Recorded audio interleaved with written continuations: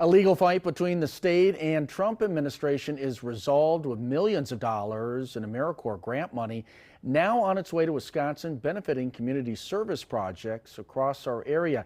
But there's still concern about the fight for future funds.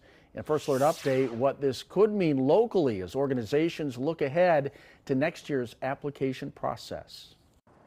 At the Bay Beach Wildlife Sanctuary, the distribution of AmeriCorps funds has a direct impact. We do a lot of things for the city of Green Bay and the surrounding communities. So we do habitat restoration, invasive species removal, but then we also focus on a lot of community projects such as installing new trails, doing community education and volunteerism.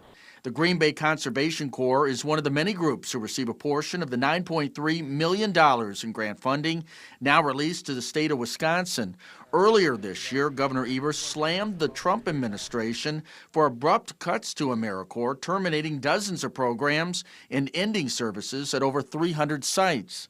After joining a multi-state lawsuit, a judge ruled in June that the funds must be released, with the governor now saying in part, quote, "We're glad to see these funds go out the door and into the hands of folks who are on the ground doing important work all across the state," end quote. However, AmeriCorps must reapply for funding each year, which causes concern because of the political climate. We did hear about our funding back in September, so we kind of knew that we had funding through this current program year.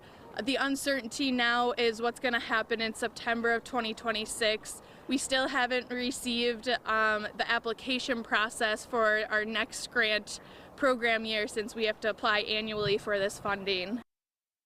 Besides conservation efforts, AmeriCorps' funding also supports critical youth and after-school programming, including early literacy, college preparation, and tutoring.